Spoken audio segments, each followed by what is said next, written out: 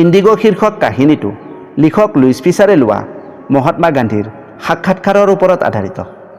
লিখকে গান্ধীৰ বিষয়ে লিখিবলৈ তেওঁ 1942 চনত গুজৰাটৰ সেৱাগ্ৰাম আশ্ৰমত গান্ধীক সাক্ষাৎ কৰিছিল, য'ত তেওঁক গান্ধীজীয়ে আৰম্ভ কৰা ইণ্ডিগো আন্দোলনৰ বিষয়ে কোৱা হৈছিল।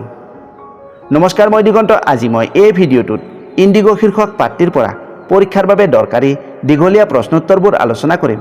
প্ৰতিটো প্ৰশ্নৰ উত্তৰত 5 নম্বৰকৈ আছে। তোমালোকৰ ইংৰাজী পাঠ্যপুথিৰ আনবোৰ গল্প আৰু কবিতাৰ সাৰাংশ, শাৰী অনুসাৰে ব্যাখ্যা আৰু দৰকাৰী প্ৰশ্নোত্তৰসমূহ আলোচনা কৰি ভিডিঅ' বনাইছোঁ। ডেছক্ৰিপশ্যনত লিংক দিয়া আছে। আজি আলোচনা কৰিবলৈ লোৱা প্ৰশ্ন নং 3, 4 আৰু 5 নম্বৰ প্ৰশ্নটো পৰীক্ষাত বহুবাৰ ৰিপিট হৈছে।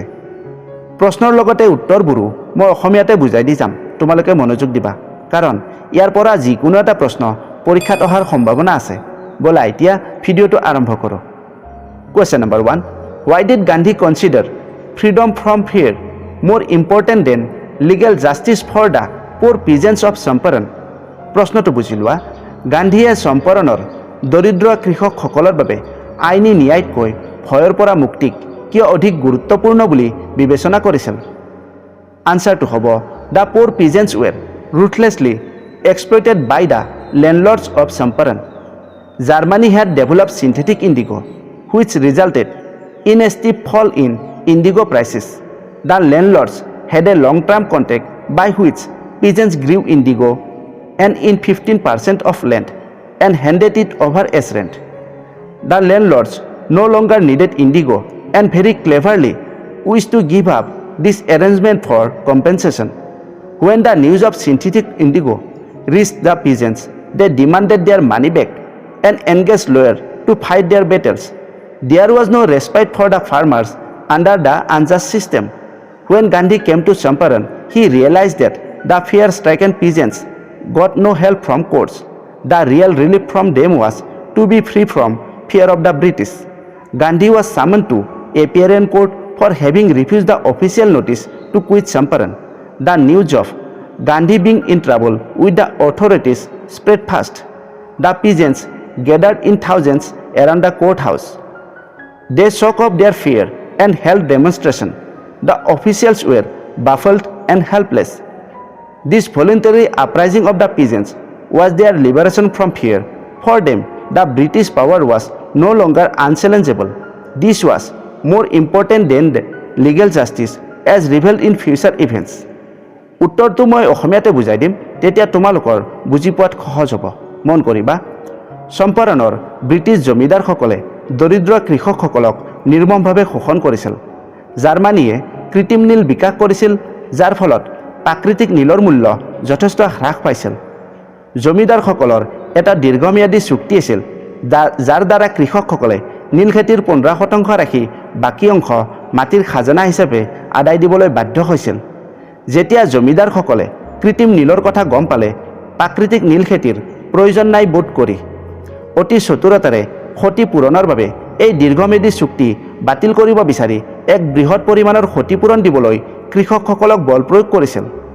কৃষকসকলে কৃত্ৰিম নীলৰ বিষয়ে জানিবলৈ পোৱাত তেওঁলোকে আদায় দিয়া ধন ঘূৰাই বিচাৰিছিল আৰু জমিদাৰসকলৰ বিৰুদ্ধে ন্যায়িকভাৱে যুঁজিবলৈ উকিলসকলক নিযুক্ত কৰিছিল। অন্যায় ব্যৱস্থাৰ অধীনত কৃষকসকলৰ বাবে কোনো অৱকাশ নাছিল। যেতিয়া গান্ধী চম্পাৰণলৈ আহিছিল, তেওঁ অনুভৱ কৰিছিল যে ভয়ত আক্ৰান্ত কৃষকসকলে আদালতৰ পৰা কোনো সহায় নাপায়। তেওঁলোকৰ বাবে প্ৰকৃত সকাহ আছিল ব্ৰিটিছ জমিদাৰসকলৰ ভয়ৰ পৰা মুক্ত হোৱা। চম্পাৰণ ত্যাগ কৰাৰ চৰকাৰী জাননীখন অমান্য কৰাৰ বাবে গান্ধীক আদালতত হাজিৰ হ'বলৈ চমন দিয়া হৈছিল। গান্ধীয়ে কৰ্তৃপক্ষৰ সৈতে সমস্যাত পৰাৰ খবৰটো দ্ৰুতগতিত বিয়পি পৰিছিল। কৃষকসকলে আদালতৰ চাৰিওফালে হাজাৰ হাজাৰ সংখ্যাত একত্ৰিত হৈছিল আৰু প্ৰদৰ্শন কৰিছিল। বিষয়াসকলেও হতভম্ব আৰু অসহায় হৈ পৰিছিল। কৃষকসকলৰ এই স্বেচ্ছামূলক বিদ্ৰোহ আছিল তেওঁলোকৰ ভয়ৰ পৰা মুক্তি হোৱাৰ প্ৰথমটো পদক্ষেপ। তেওঁলোকৰ বাবে ব্ৰিটিছ শক্তি আৰু প্ৰত্যাহ্বানৰ অযোগ্য নাছিল, সেয়েহে আইনী ন্যায়তকৈ ভয়ৰ পৰা মুক্তি হোৱাটো অধিক গুৰুত্বপূৰ্ণ। Question number 2. Self-reliance, Indian independence and help to sharecroppers were all bound together. Elucidate with reference to the excerpt Indigo. প্ৰশ্নটো বুজি লোৱা। আত্মনিৰ্ভৰশীলতা, ভাৰতীয় স্বাধীনতা আৰু অংশীদাৰী কৃষকসকলক সহায় কৰা সকলো একেলগে জড়িত হৈ আছিল ইণ্ডিগো পাৰ্টিৰ সন্দৰ্ভত বৰ্ণনা কৰা আনসাৰটো হ'ব When Gandhiji reached Champaran, he came to know that the arable lands of Champaran were divided into large estates owned by British landlords. As per the long-term contract, these sharecroppers were supposed to grow indigo on 15% of the land and give it as rent.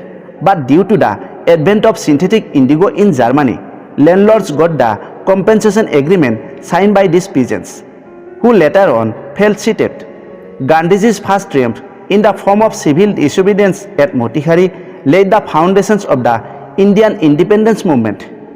No doubt, this brought a good result for storekeepers in the form of a committee through which 25% of the money was given by the landlords. Gandhiji taught the lesson of unity and courage to the sharecroppers. His refusal to keep his friends Andrews at Champaran to help him emphasized the importance of self-reliance for him. He taught the peasants to be self-reliant and not to be dependent on others. যেতিয়া গান্ধীজী চম্পাৰণত উপস্থিত হৈছিল তেওঁ জানিব পাৰিছিল যে চম্পাৰণৰ কৃষিযোগ্য ভূমিবোৰ British জমিদাৰসকলৰ মালিকাধীন বৃহৎ সম্পত্তিত বিভক্ত আছিল দীৰ্ঘম্যাদী চুক্তি অনুসৰি এই অংশীদাৰী বা আদিয়া খেতিয়কসকলে তেওঁলোকৰ নীল খেতিৰ 15% ৰাখি বাকী অংশ মাটিৰ খাজানা হিচাপে আদায় দিবলৈ বাধ্য হৈছিল কিন্তু জাৰ্মানীত কৃত্ৰিম নীলৰ উদ্ভাৱনৰ বাবে জমিদাৰসকলে এই কৃষকসকলৰ দ্বাৰা স্বাক্ষৰিত ক্ষতিপূৰণ বিচাৰিছিল যি পিছলৈ অংশীদাৰী কৃষকসকলে প্ৰতাৰিত অনুভৱ কৰিছিল মতিহাৰীত আইন অমান্য ৰূপত গান্ধীজীৰ প্ৰথম বিজয়ে ভাৰতীয় স্বাধীনতা আন্দোলনৰ ভেটি স্থাপন কৰিছিল কোনো সন্দেহ নাই যে অংশীদাৰী খেতিয়কসকলৰ বাবে এখন সমিতিৰ ৰূপত এক ভাল ফলাফল আনিছিল যাৰ বিচাৰস্বৰূপ ব্ৰিটিছ জমিদাৰসকলে ক্ষতিপূৰণ হিচাপে আদিয়া কৃষকসকলক 25% ধন উভতাই দিব লগা হৈছিল ইয়াৰ পৰা গান্ধীজীয়ে দুখীয়া আৰু অংশীদাৰী খেতিয়কসকলক একতা আৰু সাহসৰ পাঠ শিকাইছিল তেওঁ তেওঁৰ বন্ধু এণ্ড্ৰুজে চম্পাৰণত থাকি আন্দোলনত তেওঁলোকক সহায় কৰিব বিচৰাত অস্বীকাৰ কৰি আত্মনিৰ্ভৰশীলতাৰ ওপৰত গুৰুত্ব আৰোপ কৰিছিল তেওঁ কৃষকসকলক আনৰ ওপৰত নিৰ্ভৰশীল নহয় আত্মনিৰ্ভৰশীল হোৱাৰ পাঠ শিকাইছিল Question number 3 The Battle of Champaran is won, he exclaimed. Explain the context in which this was said. প্ৰশ্নটো হ'ল চম্পাৰণৰ যুদ্ধত বিজয়ী হলো তেওঁ কৈছিল এই কথাষাৰ কি প্ৰসংগত কোৱা হৈছিল বৰ্ণনা কৰা আন এটা প্ৰশ্ন হ'ব What was the significance of Champaran movement? চম্পাৰণৰ আন্দোলনৰ তাৎপৰ্য কি আছিল আৰু এটা প্ৰশ্ন হ'ব এই তিনিটা প্ৰশ্নৰ উত্তৰ একেই হ'ব Why do you think Gandhi considered the Champaran episode to be a turning point in his life? প্ৰশ্নটো হ'ল গান্ধীয়ে চম্পাৰণৰ ঘটনাটোক তেওঁৰ জীৱনৰ গতি সলনি কৰা খণ্ড হিচাপে কিয় বিবেচনা কৰিছিল বুলি তুমি ভাবা আনসাৰটো হ'ব When Rajkumar Shukla requested Gandhi to visit Champaran, Gandhi decided to go to Champaran. In Patna, Gandhi went to meet Rajendra Prasad and then to Muzaffarpur. After collecting complete information about the injustice done by the British landlords, Gandhi was ordered to leave Champaran. He opposed to obey the order. Then he was summoned to appear in the court. A huge mass of farmers came to meet Gandhi and gathered around the court in Motihari. This marked the beginning of their liberation from fear of the British. Gandhi helped the official to control the crowd. Then British got to know that they could be challenged by the Indians. The government prosecutors asked for postponement of the trial, but Gandhi protested the delay and pleaded his guilty. He advocated his reason of disobedience. He was ready to pay penalty for this. Then the judge announced a break for 2 hours and ordered Gandhi only to pay the bill amount for that time, but Gandhi refused. The judge had to let him free without bail. It was announced that the judgment could not be announced for few days, but Gandhi could remain freely. When everything were normal, Gandhi asked the lawyers there what they would have done if he had to be in jail. The lawyers told that they would have followed him to jail. At this point, Gandhi explained, The Battle of Champaran is won. যেতিয়া ৰাজকুমাৰ শুক্লাই গান্ধীক চম্পাৰণ ভ্ৰমণ কৰিবলৈ অনুৰোধ কৰিছিল গান্ধীয়ে চম্পাৰণলৈ যোৱাৰ সিদ্ধান্ত লৈছিল পাটনাত গান্ধীয়ে ৰাজেন্দ্ৰ প্ৰসাদক লগ কৰিবলৈ গৈছিল তাৰ পিছত মুজাফৰপুৰলৈ গৈছিল ব্ৰিটিছ জমিদাৰসকলৰ দ্বাৰা কৰা অন্যায়ৰ বিষয়ে সম্পূৰ্ণ তথ্য সংগ্ৰহ কৰাৰ পিছত যেতিয়া গান্ধীক চম্পৰণ এৰি যাবলৈ নিৰ্দেশ দিয়া হৈছিল তেওঁ আদেশ পালন নকৰে বুলি ইয়াৰ বিৰোধিতা কৰিছিল। তাৰ পিছত তেওঁক আদালতত হাজিৰ হ'বলৈ চামন জাৰি কৰা হৈছিল। গান্ধীক লগ কৰিবলৈ কৃষকসকলৰ এক বিশাল জনসমাগম আহিছিল আৰু মতিহাৰীৰ আদালতৰ চাৰিওফালে সমবেত হৈছিল। এই ঘটনাটোৱে ব্ৰিটিছসকলৰ ভয়ৰ পৰা তেওঁলোকৰ মুক্তিৰ আৰম্ভণি চিহ্নিত কৰিছিল। গান্ধীয়ে বিষয়াসকলক ভিৰ নিয়ন্ত্ৰণ কৰাত সহায় কৰিছিল। ইয়াৰ পৰা ব্ৰিটিছসকলে জানিব পাৰিছিল যে তেওঁলোকক ভাৰতীয়সকলে প্ৰত্যাহ্বান জনাব পাৰে। যেতিয়া চৰকাৰী অধিবক্তাই বিচাৰ স্থগিত ৰাখিবলৈ কৈছিল, কিন্তু গান্ধীয়ে পলম হোৱাৰ বাবে প্ৰতিবাদ কৰিছিল আৰু তেওঁৰ দোষ স্বীকাৰ কৰিছিল। তেওঁ তেওঁৰ অবাধ্যতাৰ কাৰণৰ পোষকতা কৰিছিল। তেওঁ ইয়াৰ বাবে জৰিমনা পৰিশোধ কৰিবলৈ সাজু আছিল। তাৰ পিছত বিচাৰকজনে 2 ঘণ্টাৰ বাবে বিৰতিৰ ঘোষণা কৰে আৰু গান্ধীক কেৱল সেই সময়ৰ বাবে জৰিমনা পৰিশোধ কৰিবলৈ নিৰ্দেশ দিয়ে, কিন্তু গান্ধীয়ে অমান্তি হয়। ন্যায়াধীশে তেওঁক জামিন অবিহনে মুক্ত কৰিব লগা হৈছিল। ঘোষণা কৰা হৈছিল যে যেতিয়ালৈকে বিচাৰৰ কোনো ৰায় ঘোষণা কৰা নহয় তেতিয়ালৈকে গান্ধীয়ে মুক্তভাৱে থাকিব পাৰে।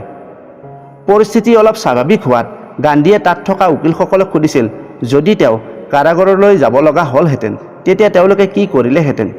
ইয়াৰ উত্তৰত উকিলসকলে কৈছিল যে তেওঁলোকেও তেওঁক কাৰাগাৰলৈ অনুসৰণ কৰিলেহেঁতেন। এই প্ৰসংগত গান্ধীয়ে কৈছিল, আমি চম্পৰণৰ যুদ্ধত বিজয়ী হ'লোঁ। Question number 4. Describe the exploitation of the Indigo sharecroppers by the English landlords. Did Gandhi help them to get an honorable settlement? প্ৰশ্নটো হ'ল ব্ৰিটিছ জমিদাৰসকলৰ দ্বাৰা অংশীদাৰী নীল খেতিয়কসকলক কৰা শোষণৰ বৰ্ণনা কৰা। গান্ধীয়ে তেওঁলোকক এটা সন্মানীয় মীমাংসাত উপনীত হোৱাত সহায় কৰিছিল নেকি? আনচাৰ হ'ব the British landlords in Champaran compelled the sharecroppers to plant 15% of their land holding with Indigo and surrender the entire as rent. It was done on the long-term contract. When the landlords came to know about the synthetic indigo developed by Germany, then the landlords demanded compensation from the sharecroppers. Some of the sharecroppers agreed and paid, and some opposed to sign and pay. Rajkumar Shukla, a sharecropper from Champaran, met Gandhi and sought his help. Gandhi went to Champaran. At first, Gandhi had to fight with British officials and then got the support of a number of eminent lawyers of Bihar. There was a huge demonstration of thousands of people. A commission of inquiry was conducted and at last British landlords had to pay 25% of the money to the peasant, and from then sharecropping disappeared and landlords had to surrender their land holdings. চম্পাৰণৰ British জমিদাৰসকলে অংশীদাৰী নীল খেতিয়কসকলক তেওঁলোকৰ মাটিত নীল খেতিৰ 15% ৰাখি বাকী অংশ মাটিৰ খাজানা হিচাপে আদায় দিবলৈ বাধ্য কৰাইছিল। এইটো এটা দীৰ্ঘম্যাদী চুক্তিত কৰা হৈছিল। যেতিয়া জমিদাৰসকলে জাৰ্মানীৰ দ্বাৰা উদ্ভাৱন কৰা কৃত্ৰিম নীলৰ কথা গম পালে, প্ৰাকৃতিক নীল খেতিৰ প্ৰয়োজন বোধ নাই কৰি আধিয়া নীল খেতিয়কসকলৰ পৰা ক্ষতিপূৰণ দাবী কৰিছিল। কিছুমান অংশীদাৰী নীল খেতিয়কে সন্মত হৈছিল আৰু পৰিশোধ কৰিছিল আৰু কিছুমানে ইয়াৰ বিৰোধিতা কৰিছিল। চম্পাৰণৰ এজন অংশীদাৰী কৃষক ৰাজকুমাৰ শুক্লাই গান্ধীক লগ কৰিছিল আৰু তেওঁৰ সহায় বিচাৰিছিল। গান্ধীয়ে চম্পাৰণলৈ গৈছিল। প্ৰথমে গান্ধীয়ে ব্ৰিটিছ বিষয়াৰ সৈতে যুঁজ দিব লগা হৈছিল আৰু তাৰ পিছত বিহাৰৰ কেইবাজনো বিশিষ্ট অধিবক্তাৰ সমৰ্থন লাভ কৰিছিল। হাজাৰ হাজাৰ কৃষকৰ এক বিশাল প্ৰদৰ্শন হৈছিল। অনুসন্ধান আয়োগ এটা গঠন কৰা হৈছিল আৰু অৱশেষত ব্ৰিটিছ জমিদাৰসকলে ক্ষতিপূৰণ হিচাপে আধিয়া কৃষকসকলক 25% ধন উভতাই দিব লগা হৈছিল আৰু তেতিয়াৰ পৰা অংশীদাৰী নীল খেতি নাইকিয়া হৈছিল। Question number 5. Describe the efforts made by R.K. Shukla to pursue Gandhi to go to Champaran. প্ৰশ্নটো হ'ল গান্ধীক চম্পাৰণ ভ্ৰমণ কৰিবৰ বাবে প্ৰেৰিত কৰিবলৈ R.K. শুক্লাই কৰা প্ৰচেষ্টাৰ বৰ্ণনা কৰা। আনচাৰ হ'ব R.K. Shukla was one of the 4 sharecropper peasants of Champaran, Bihar. He met Gandhi at the Lucknow annual convention of Indian National Congress in 1916. He requested Gandhi to visit his home district Champaran to rescue the indigo peasants from the exploitation of their cruel British landlords. Gandhi had to visit several places in India for months before going to Champaran. All these months, Shukla followed Gandhi wherever he went. Impressed by the Shukla's tenacity and story, Gandhi told Shukla to take him from Kolkata on a particular date. Finally, Gandhi and Shukla met at Kolkata and started for Champaran. আৰ.কে. শুক্লা বিহাৰৰ চম্পাৰণৰ এজন অংশীদাৰী দৰিদ্ৰ কৃষক আছিল। তেওঁ 1916 চনত লক্ষ্ণৌত অনুষ্ঠিত হোৱা ভাৰতীয় জাতীয় কংগ্ৰেছৰ বাৰ্ষিক সন্মিলনত গান্ধীক লগ কৰিছিল। তেওঁ গান্ধীক তেওঁৰ গৃহ জিলা চম্পাৰণ ভ্ৰমণ কৰিবলৈ অনুৰোধ কৰিছিল যাতে অংশীদাৰী নীল খেতিয়কসকলৰ তেওঁলোকৰ নিষ্ঠুৰ ব্ৰিটিছ জমিদাৰসকলৰ শোষণৰ পৰা উদ্ধাৰ কৰিব পৰা যায়। চম্পাৰণলৈ যোৱাৰ আগতে গান্ধীয়ে কেইবামাহ ধৰি ভাৰতৰ কেইবাটাও ঠাই ভ্ৰমণ কৰিব লগা হৈছিল। এই সময়ছোৱাত শুক্লাই গান্ধীয়ে যলৈকে গৈছিল তেওঁক অনুসৰণ কৰিছিল।